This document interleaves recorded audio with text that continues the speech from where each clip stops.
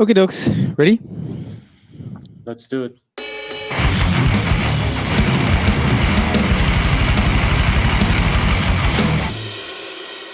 Hello, everyone, and welcome to another episode of the Anti Shuffle podcast, your local source for news in the alternative and metal scene. We also cover international news and happenings as well. I'm your host, Abdullah Mozesh, and with me as well is Mansour. Hello, everyone. Nice to see you. Nice to see you all. Hmm. We got a good one today. Yeah, today we're going to talk a little bit about a couple of bands that we've been listening to. There's one um, there's a lot of like throwbacks, a lot of Indeed. things that it's been a while since I've listened to, so it's nice to go back and listen to those old records. But yeah, there's some really interesting highlights as well, and we're going to be talking about the dying art of recording live instruments at the end of the episode. So stick around for that. But without any further ado, let's get right into the.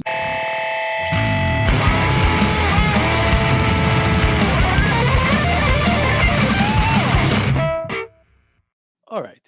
So I found this interesting. I don't know if you're familiar with this band, Mansoor. I'm sure you are. Like I'm pretty sure you know them Yeah, very yeah. well. How do you say their name? I've always said their name Kailasa. I don't know if this is Yeah, right. I think that's the way to Okay. pronounce it. Yeah. So Kailasa, they're like a sludge metal. They're in that genre, sludge metal, like very slow, very heavy sounding kind of metal.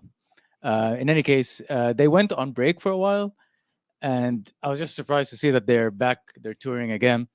So I just thought Really? that was interesting because it made me want to go back and listen to their older records. I remember their records when it came out. I really enjoyed them. Um, Interesting choices as well of the people that they're touring with. Chat Pile, which is like a Hmm. noise punk rock, like not punk, but yeah, noise metal. Yeah, maybe like punk. You can say kind of outfit. Their vocals are very spoken wordish, kind of very poetic, kind of sounding noise rock. And Altin Gun, which is like a very, I don't know if have you heard of this band, the psychedelic, like kind of Middle Eastern, Turkish, I think, sounding band based out of Europe. No, I But haven't. I yeah, haven't but heard of but, him. but it's really cool. It's really cool Mm. seeing these guys tour again. Hopefully they'll release a new record as well. That'd be nice. Yeah, yeah. Kind of enjoyed one of their earlier albums. To be honest, I haven't listened to many of their albums. Just for the one, I forgot what it's called. To be honest, my memory is a bit shot. But yeah, Yeah. it's good to see them back. I kind of expected them. I wasn't surprised to see them back. To be honest, like Yeah, but it's been a while since they went on hiatus. خلاص, at some point I was like, oh, okay, خلاص, these guys like are not gonna be getting back together. And is there like a market really for a band like this? I mean, yeah, I guess there's always like a market for these bands. Like they've had a big following. It's not like they're like a scene darling. At the end of the day. So yeah, for sure, yeah. it's one of those bands that it's good to see that they're coming back together. Hmm. Um, in other interesting kind of throw, I can't believe I'm saying this, but it's been 15 years since Crack the Sky came out. Mastodon Crack the Sky. Making me feel old, man. God, yeah, but yeah, yeah. First of all, it's one of the best records of all time. I don't know. I remember like I put them in my top five. Remember the episode we did where like the top five bands of all time. I think I definitely put Mastodon in there. Did you? Is it one of the bands that you put on your top five as well, or no? I don't think so, but uh, I do love Mastodon, but I think the last couple of albums, like the last two or three albums, for me just Yeah, pretty weak. weren't didn't like. I just didn't like them. But Yeah, this is an absolute classic from start to finish. Crack the Sky. It's just beautiful. It's just a yeah, beautiful album.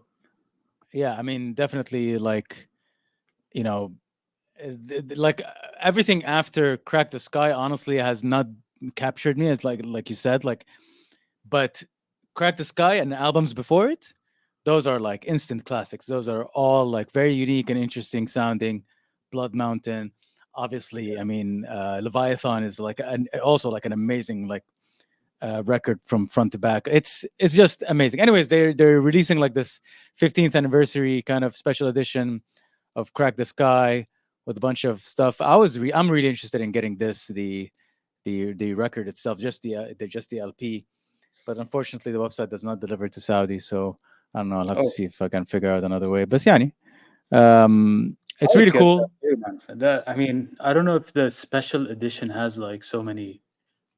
في اشياء كثيره زياده عن اللزوم صراحه. I don't need it. Like it has like a poster. Yeah, I Well, mean, honestly, the artwork I don't like. I really don't like this artwork. This artwork for me is like OP. Like it's the best, one of the best artwork ever. And this, mhm. I don't know what's going on here, but maybe this poster is cool. It comes with the CD. It comes with Yeah. like the LPs. It comes with Madrid, the instrumental CD, and it comes with a lot of things that I don't really want. If I already had this, maybe this would have been interesting. But then $100 يعني شوية, and it's not cheap. Yeah, I ف mean, are you really gonna use a CD? You know what No, I mean? exactly. This for me, collector item. It's the LP. It sounds great. Whatever. Yeah, خلاص, this is enough for me. It's a nice color. It's blue for all our listeners. It's a nice blue vinyl. Yeah, definitely. I mean, yeah, and بعدين شوية غيروا في الارtwork هنا, the itself, like it's a bit different, but it's like the same amazing artwork that they've had. Oh, Mastodon's one of those bands that really do well with artwork. Honestly, like their albums, even the ones that we don't like so much, they have amazing artwork, and they're really good at creating like concept kind of albums as well. Yeah, they're good with the visuals for sure. I mean, and Crack the Sky is an amazing album. It's very sad once Yeah, you get into the subject matter, but it's yeah, the visuals are fantastic. The lyrics, the music, everything. it's their first album that maybe they started going towards more of a prog rock kind of sound, and that's after that it's been like they've been really going down that hole and getting more, let's say, more accessible, more rock kind of sounding. But like Crack the Sky was a perfect blend of like progressive rock and metal, like Hmm. it was really well done with the same like twangy kind of sludgy sounding feel that Mastodon always brings. Long songs, long concepts, big story there to tell. So yeah, really cool. Anyways, definitely worth checking out Mastodon if you haven't done so already. Leviathan is my favorite album for them, but Crack the Sky definitely is like an amazing record to listen to. That's Yeah. it for the news. Yeah, let's get into the music, man. We have a bunch of stuff to talk about.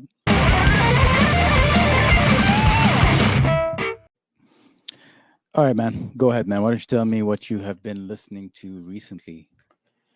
So it's kind of short and sweet. So the first album is REZN. I think that's how you pronounce the band's name. I love that band. Yeah, they're really good. I mean, they released an album this year. It's called Burden, Yeah, and yeah, it's a pretty solid album. Actually, it's a very good album. super Uh, good. So sounds it great as well. sounds great. I mean, it's very I'd say kind of in the doom metal territory. It's very slow, very heavy. It's also quite dark and depressing.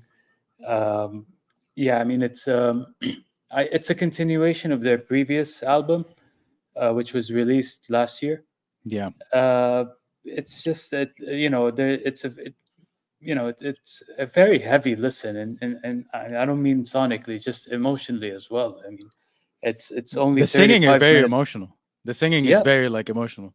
very emotional indeed, and I think the singing like balances it out, like the gloominess and all the darkness stuff. Yes. Uh, and it's 35 minutes in length, but it feels very dense. Like it's Mm-hmm. one of those albums where you have to be in the mood to really listen to it. Kind of like it's like listening to Neurosis and those kind of bands where it's not an easy listen, but Yeah. it's a very good album. It's if you're into that if you're in that sort of headspace, it's the it's just a perfect album to listen to. Um, One of the few bands that have like synth elements and keyboard elements that I enjoy. yeah, It's so it's so good. definitely. It's so well done, and they do it so well. And like you said, it's heavy. but like the voice, the vocals, like sonically, like kind of like play off of the heaviness in a way that makes it sound really cool and nice. And I saw that band live as well, and like Oh, one of the best sounding bands I've seen live. I don't know if it was the venue because they mm, opened for Russian Circles, and even Russian Circles sound amazing. yeah, Sounded amazing on that in that performance. But man, great sounding band, and they had like a saxophone player also on stage with them. It was just a great show. They sound amazing. Really cool band. yeah. Really worth As checking out. that there's a sax solo on the song "Soft Prey," which is very like it just caught me off guard a bit, but I really like that. Yeah, So do check it out. It's a fantastic album, and the previous one, Solace. That's a very good one as well. yeah. Uh, the next album is the Melvins. Their album Tarantula Heart. This is the Melvins have been around for like 40 years or A so, and million years. This and they is have so many albums, and this is like their 30th album or something. Um, but yeah, I mean, I would say it's a typical Melvins album, even though the Melvins always try to do something new.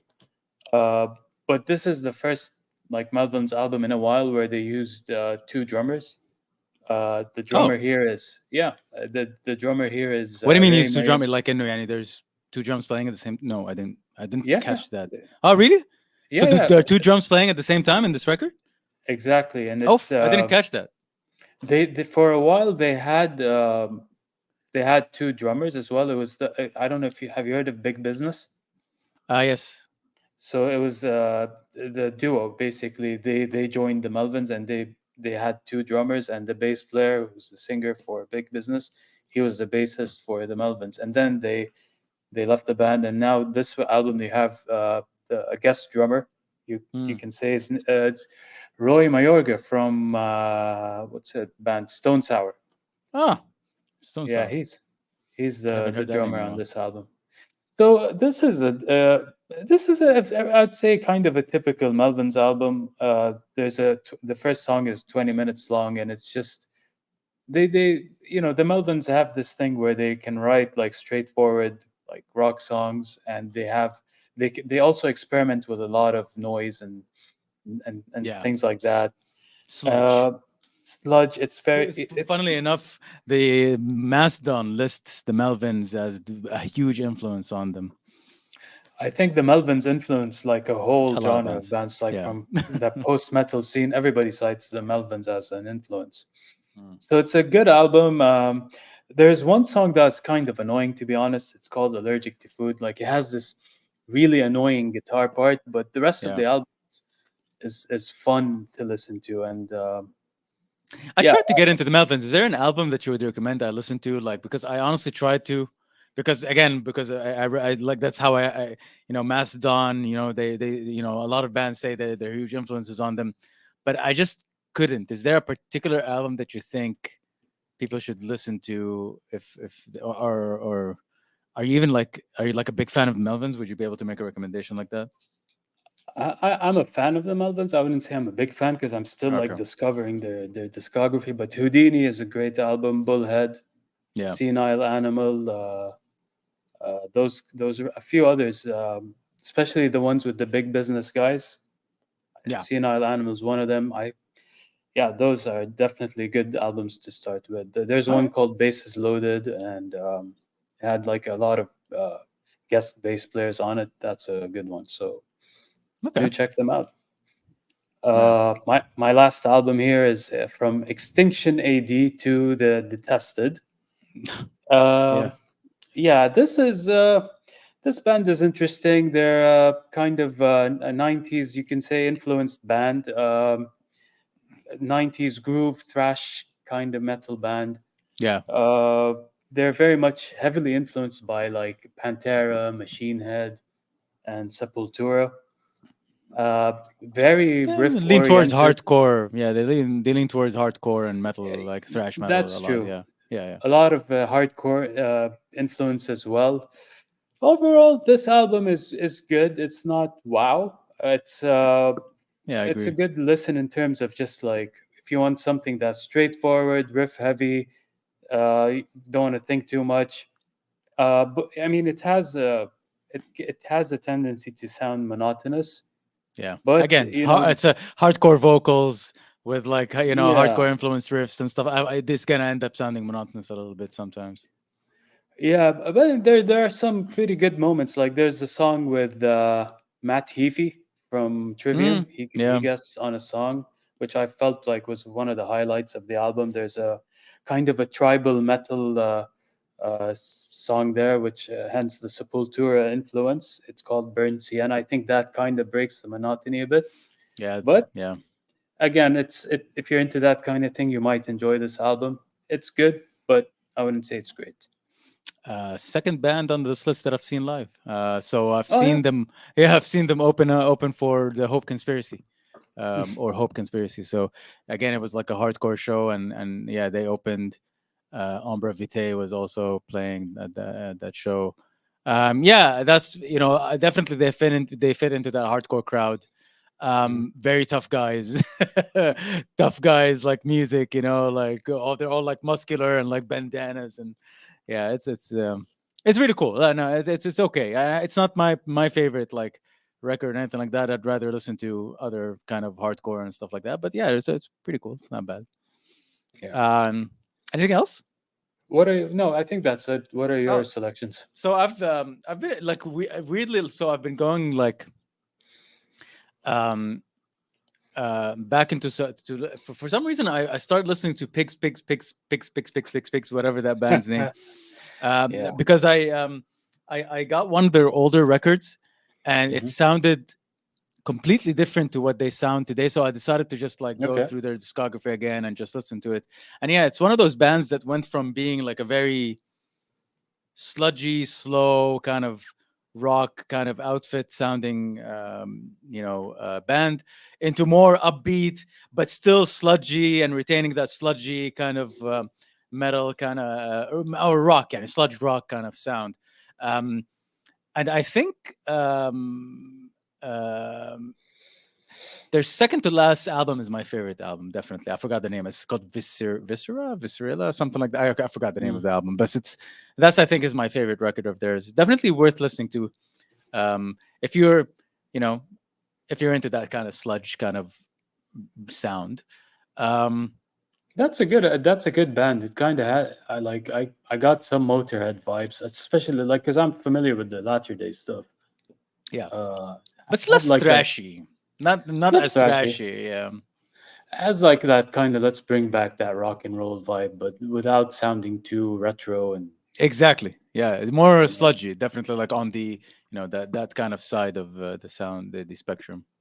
Yeah. Definitely right. Yeah, they're really cool, and there's like a bunch of live videos of them on YouTube. That's really fun. It's really cool. Um, and then like I'm still on that like modern death metal kind of sprint where I'm just like been going through like different. So I discovered recently a band called Rip to Shreds, and they're American. They're an Yeah. American band, but I think the band members are of Chinese origin. They're because there's a lot of like Mandarin, like a lot of the song names are in Mandarin and stuff like that. So and the artwork is very like influenced by I guess Mandarin kind of folklore and Chinese folklore and stuff like that. So but Okay. really heavy, really cool sounding band. They Mm. have a record that's going to come out soon, and they released a couple of singles. If you want to listen to some really cool modern death metal, definitely go check them out.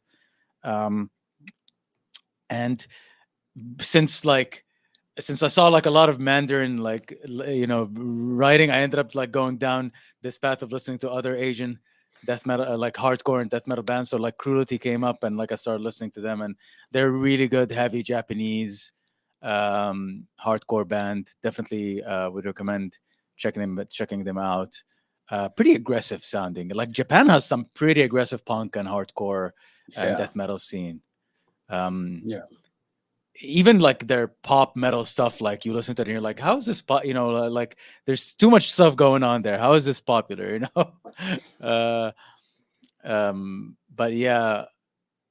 And then I don't know what it is, but the Kailissa artwork, because we like again I saw that they're reunited and I started listening to them, and Mm. then but their artwork reminded me of remember that band? There's this Norwegian band called I don't even know how, I'm not sure if I'm saying their name right, but they're called Kevelvetrak or something like that. Keveler track. That's how I pronounce it. Kevelertrak. Okay. I hope that's right.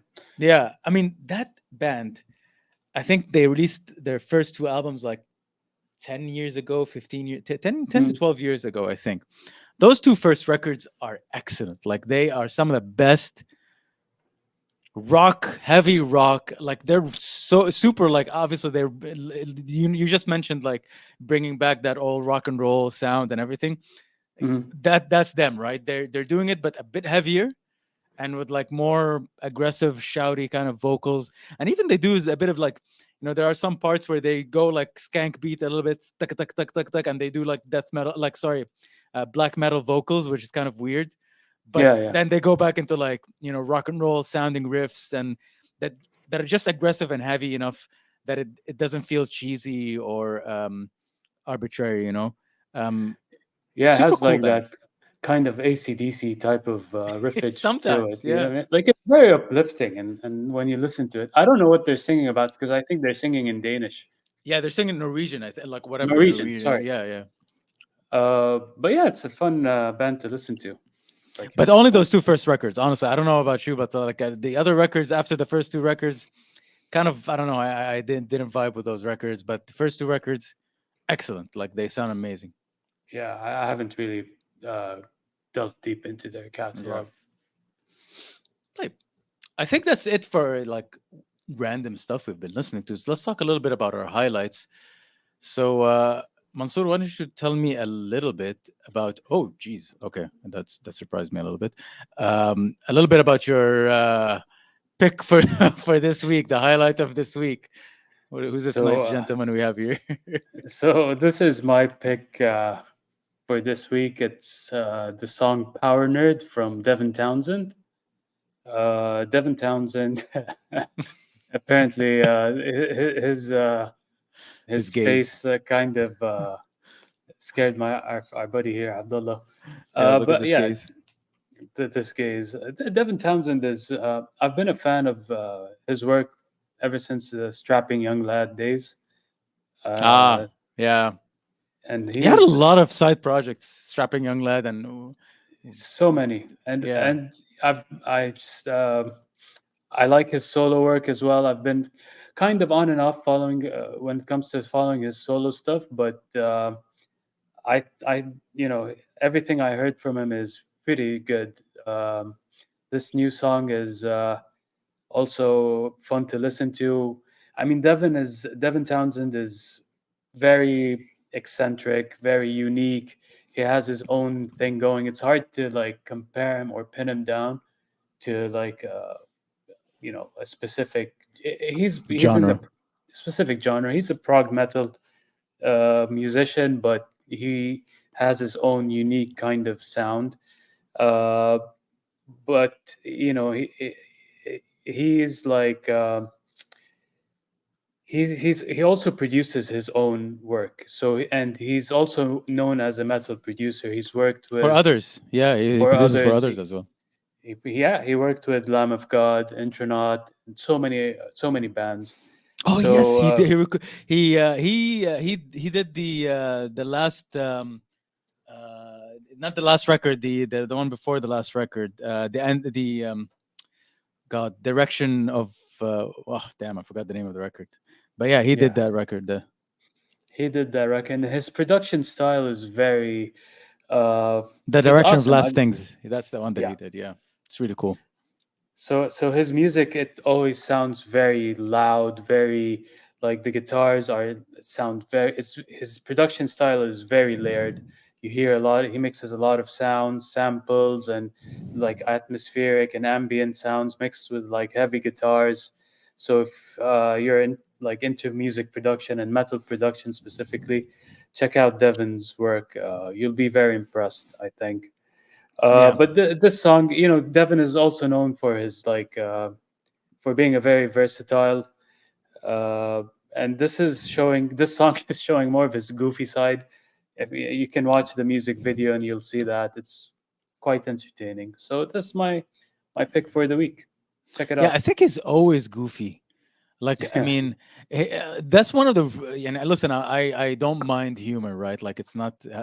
I don't have a problem with it, but I feel like his album being called Power Nerd is appropriate because I feel like his music like really appeals to super music nerds, and yeah, they hear something or they see something in it that they kind of relate to. But for me, like, I go and look at his record. I see that it's called Zeltoid the Omni Omniscient. omniscient. Yeah, Yeah, and I'm like, I'm not interested. I'm not interested in listening to that, and it's like weird, goofy sounding tracks with like this alien talking, and I don't know what, and yeah. That's one eh, of his comedy albums. He does yeah. have pretty dark and intense like albums because I think he has like he was diagnosed with bipolar and things like Oh, that. So yeah, he has pretty intense records that are just heavy emotionally.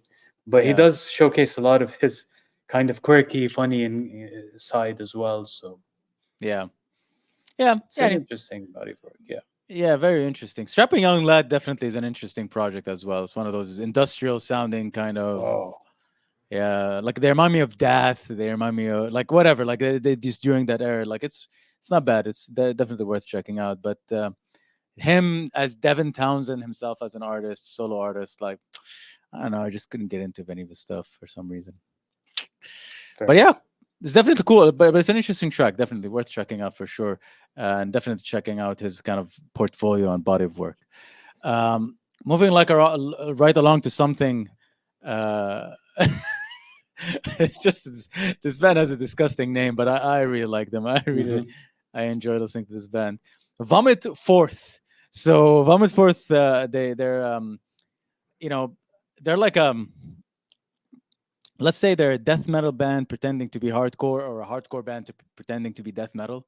That's the best way I can describe them, honestly, because they do like the death metal thing really well, but they incorporate even in a better way like a lot of these hardcore elements, like the chuggy riffs, the kind of really intense and catchy and groovy parts that come along with like these death metal parts as well in a really really cool way. And I'm glad that they kind of for this record they've picked up the production, because like the previous records, you could hear the writing, it's great and everything, but the production honestly was kind of weighted down. It was too dark sounding for me. But this one is really good, and they released a couple of singles. You can see here there's a bunch of singles from here, but Negative Penance is their latest single they released, and it's really good. um but also definitely worth checking out Rotting Wool, because that's also like a track that will show you like how they are willing to kind of push the envelope a little bit further as a death metal band. Like there's a bit of a singing part, like kind of chanting part in there. That's really cool. um just I don't love the know, tone man. of the guitars. I just love the tone of the guitars. I love the sound of the snare and this thing. uh a really cool band. I'm just yeah, looking forward to this release. Yeah, personally, I didn't like it, to be honest. I thought it was all over the place, and like I like grindcore, but this is just too much, and I don't know. Nothing about it appealed to me, to be honest. Yeah, That's yeah, yeah. I couldn't vibe with it. yeah. It's like this new generation of like, yeah, metal that's influenced by death metal that's influenced by hardcore or something like that. But yeah, this is my pick for the week. I thought it was cool. I don't know about you, Mansoor, but I thought it was cool.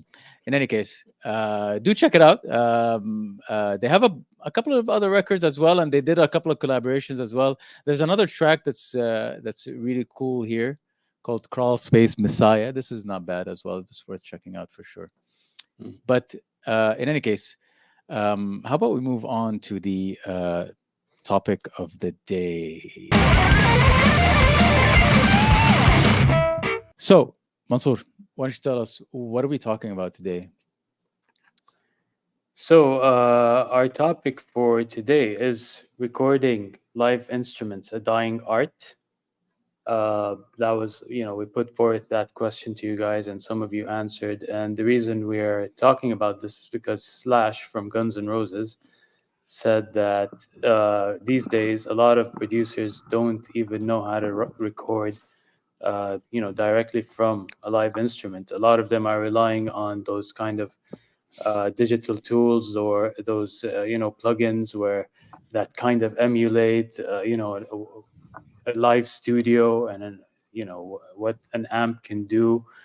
And he was saying this is something that he's kind of miss that's kind of missing in today's music production world. And it just got us to think, is this something that is this the way of the future?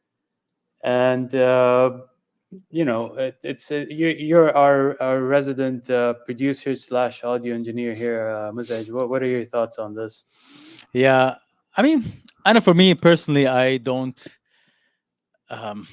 I don't necessarily. I mean, it is kind of a dying art, right? Kind of. Um, I will say that there's a lot of new modern guitar heroes. Like, for example, there's a name that always comes and pops up when you're talking about new modern guitar heroes, like Pliny, like Tosin Abasi from Animals as Leaders, like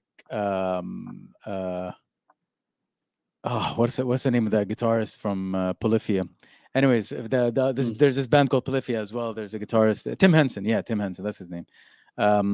So, and these guys have never interacted with actual amps.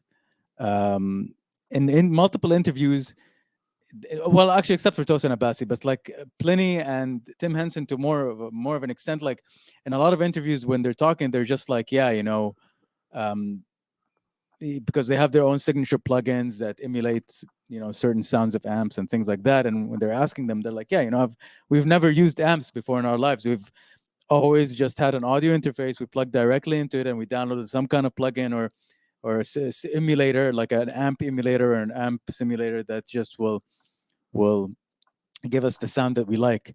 And we never mm, really cared about having like a stack or an amp head or like a cab or anything like that. No, we just wanted to get a good sound and digitally as an amp sim, and it doesn't matter. However, a lot of the records that we like and listen to are still recorded in a more traditional way. Like I don't know about what he's talking about, but um, you know, yeah, every record that we talk about here on our show as well, and that we listen to, it's by and large has been recorded in a traditional way with amps and being mic'd up. Um, but it is something that is kind of uh, changing a little bit here and there, and you see it a lot more in drums.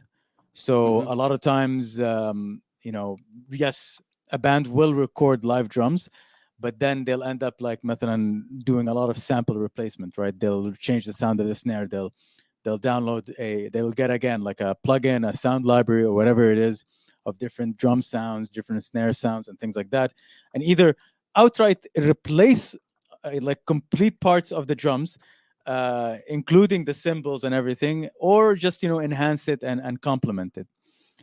Um, Bill Murray, the band that I don't know, like in one of the episodes we talked about them, they apparently that album was recorded completely with VST drums. Like none of the drums on that album are real.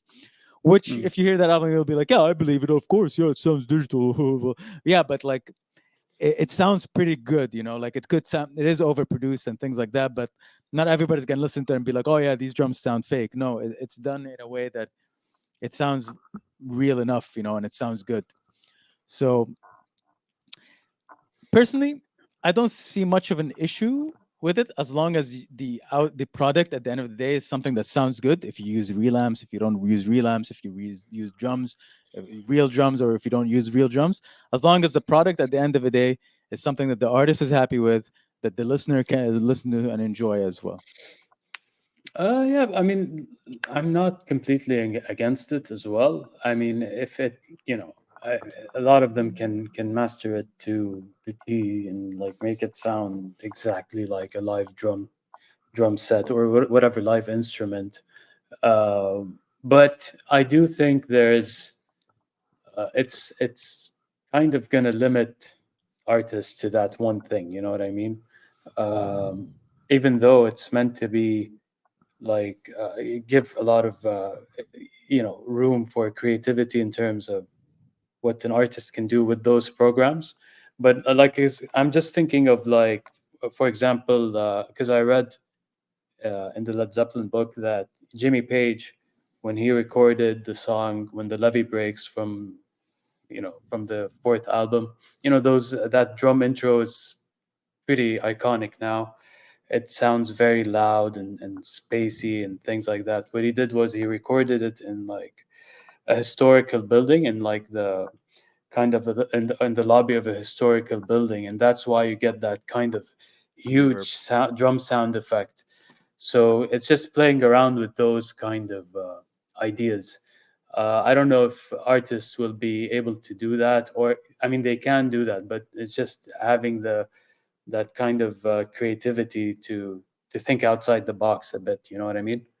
Yeah. Um, And and yeah, I mean, having those tools gives you, because of that, these tools, like let's say for example, for someone like me who will never be able to have a decent, like, be able to record drums or find a studio that has like an amazing room sound, I can yeah, just download a plugin that will emulate that sound. Like, it will give me like the world class studios in the world, like God City Instruments, Abbey Roads, I don't know what, yeah, like, yeah. and I'll just be able, to Sound City, whatever, like I'll just be able to get that live room sound from using a plugin, and I'll put it on top of my guitars, I'll put it on top of my drums or whatever, and I'll instantly be able to get that sound.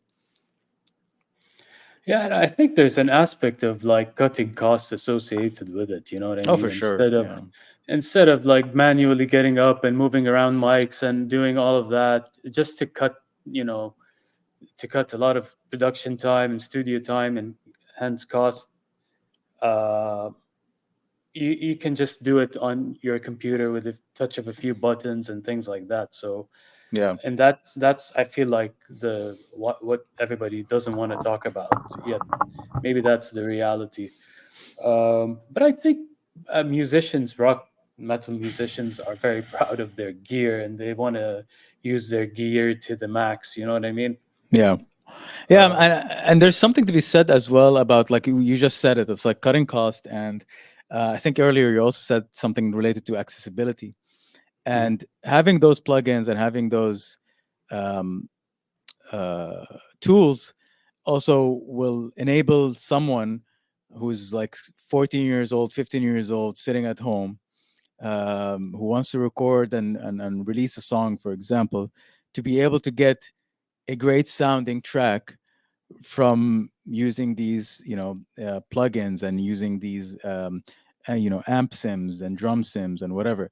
Because a 14-year-old kid is not going to be able to afford like all the best amps and equipment and all of that stuff, and they'll barely be able to afford like a guitar and a couple of pedals, for example. But then, like, having plugins that you can download, like a plugin for $50 or $60, and you get like a selection of different amps and cabs and microphones and I don't know what, and room sounds, like that's amazing. Like, you'll be able to tune and fine tune the sound to get what you want. And then, like, oh, I don't have a drummer, or our drummer, that we cannot record our drummer because he doesn't have a space to the microphones and things like that. So you can just download a plugin and you program it, and you program it in a way to make it sound realistic. And it opens the possibility and allows easy access and entering into the world of releasing music and becoming an artist and a musician. Yeah, but it's interesting to know. To be fair to Slash, he wasn't like saying that he's completely against it, because he said in somewhere in the article that he likes to use those programs as well when he's touring, especially. Obviously, he's not going to stop by studios, so he just does it on everything on his laptop that he's carrying or Yeah, whatever. he So in he that mentions sense, Amplitude 5 here. That's one of yeah. the, yeah. So all of those tools are also very useful in that sense. So, but I mean, we asked you guys, and you guys were kind enough to contribute as well to this question. So let's uh, let's read some of the responses, right? Yeah, let's do it. Okay.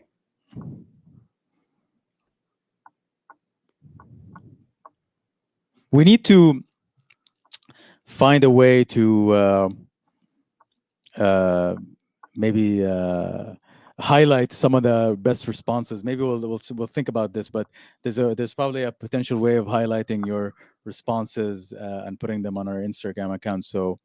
Um, so yeah, if you have a great thought, we will definitely highlight you guys and and and show off your answers or Sure. feedback or responses.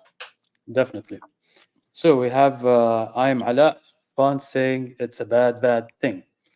Uh, Ala is a great artist. Go follow him. We're gonna tag everybody in the Instagram post, so like yeah, you can see who they are. Definitely worth following him. He's a great artist. yeah, and Trip Loon here says it. No, it's bad for live music, I guess, and it doesn't matter for streaming and dance floors. So Yeah, I I guess what guess he's saying there, electronic music, it doesn't matter for electronic music, which is yeah, I mean, it goes without saying, right? Because electronic music, there's no live element in it whatsoever. yeah, that was a good response. I thought that was very on point. Here, Sally in the Clouds response is it's not dead and it should never die. Only lazy and untalented people would think it is progress. Yeah, she's going for the kill there, Sally. Sally's uh, really, yeah. She has a, I mean, she has a. I mean, I get what she's trying to say. Definitely, I mean, um, um, if you're doing it to cut corners and if you're doing it to make it easy for you or it's because you don't want to, yeah, and let's say for example the example that I mentioned about drumming for example and programming drums and using fake drums in your songs, if you're not willing to put in the time to practice how to play the drums and like play the actual stuff that you're programming and putting in, then yeah, it is definitely lazy and things like that. But I'll go back to the point as well of the the artists that can't really afford to pay that much money for all these plugin sorry, for all these amps, or they don't have the space to record drums, or they don't have the ability to record guitars loudly in their home or in a studio. So like having those kind of access to those things. um it's also she, like, her point as well could be something that applied to something we didn't talk about, which is autotune. So yeah, autotune, for example, is something that it's so interesting. Actually, I was watching a documentary about this yesterday on Apple Music, but yeah, but basically it was an interesting documentary that showcased how autotune, yes, it's something that can be used to definitely fix your vocals, right? Fix the vocals, and that's lazy. But it's also can be used as a tool. And there's like the example of T-Pain, for example, who just uses it, like puts the setting to the max, and it makes like this weird instrument out of his vocals. So it's not always a bad thing to use something like that, but like if you're using it to cut corners, yes, for sure, I agree with Sally. But if you're using it as a creative tool, then why not? And just as a last point, like everybody should go check out T Pain's live. Like he has this live performance that he did on YouTube, dude. I thought I did never thought that T Pain had such an amazing voice. I am serious. He did a cover of War Pigs, Black Sabbath. It hmm is amazing. He's an incredible vocalist. I cannot believe all this time it was hidden behind that auto tune shtick. Anyways, yeah, go ahead. I'll check it out. We got also a few more other responses from our friend Mustafa. Fahmi, he says, I'll keep it short. No, we're not done with that. And yeah, I believe him as well. There's lots of example. Our good friends More Than Indie said no. Have a one-word response saying it's sad with a sad smiley. Yeah, go follow More Than Um, Indie. She has a podcast. She has an account that talks about indie artists in the Middle East and in the local scenes. And yeah, and I would see why she would be sad about it, because a lot of the music that she listens to or that she's into is very instrument based, right? yeah, yeah. But I mean, some artists use those technologies, I guess, in a smart way. I think Trent Reznor, is one of those artists who uses like technology in a very intelligent way when it comes to music production. So I'm not. Again, I don't think it's black and white. I think there is kind of a gray area there. Our friend Ellie Rocks gave us a very interesting and lengthy response. Sorry, Ellie, I won't read the entire thing, but she makes an excellent point about how, technology is always, comes with the purpose of advancing uh, human life and everything around us. Uh, then, she gave a few examples, of course, with, the trains, automobiles, and all of those things. And but yeah, when she talks about it in the sense of when it comes to music, she says instrument based music gives off an energy, a feeling, a specific vibe communicated by the way a musician plays and interacts with their instrument. Hence, I love to perform live and attend live shows. If I create electronic beats from a computer slash software to showcase music, I have skipped an important interaction with the instrument and therefore a feeling that others could relate to, engage with, and support and experience. We need the human, I think, element to human, sorry, to instrument relationship element. The world is too cold for this to disappear. Shots fired. Shots fired. Shots fired at EDM EDM artists there. but Yeah. uh, but but dude, I 100% agree with her. You, I don't know about you, Mansoor, but like obviously you've, and even if you love a band, right? Even if you love an instrument, a band that plays like live instruments and music, live music, right? And when we say live music, we mean like, yeah, instrument based like music. And you hear those records. Mhm. Um, there's some like there's a completely different feel when you go see them live. Something about seeing a band playing live just hits the right spot. And it doesn't like, why does it, I don't know why, like I don't know what it is about like the human condition that just makes you like seeing like a bunch of group of people get on stage and play the songs that you already know, that you've heard on records before probably thousands of times, but then when you see them play it live, it hits different. It's different. It feels different. It has a different energy. It has a different, like like Ellie said, like it has a different vibe. It has a different energy. It gives you a different feeling. You feel a different way. I don't know. It just is. And I'm not going to speak for people who enjoy electronic music or EDM. I'm sure they get the same feeling. I'm sure like when they go to their shows or whatever it is that where like when they go watch their DJ like turn knobs or whatever it is that they do when they're performing. I'm sure it's also like the speakers and the sound and the loudness of it like hits differently as well, and the people around you and things like that. But it's different, man. I don't think they get the same feeling that we get um from the music that we listen to. And it's not doesn't have to be metal, like it could be whatever, rock, it could be pop, it could be, but like as long as it's like instrument based and there's something there, it's not just a track being played. Yeah, I mean, musicians master their instruments for a reason, to be able to play those instruments live and in a way to showcase their talents and things like that. And it's an odd thing when you learn to play an instrument and then not end up playing your instrument live, like you're supposed to.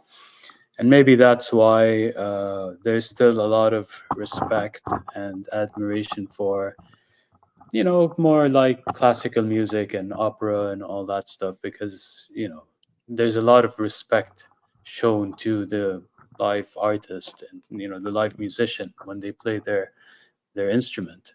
uh, but yeah, I agree with you. It's it's it's it's a very special, like, kind of experience to witness, your favorite musician playing their best solo, or hitting like specific notes live on stage, and all of that, and just the way the crowd vibes with it. And yeah, you can't replace that. You just Yeah, can't.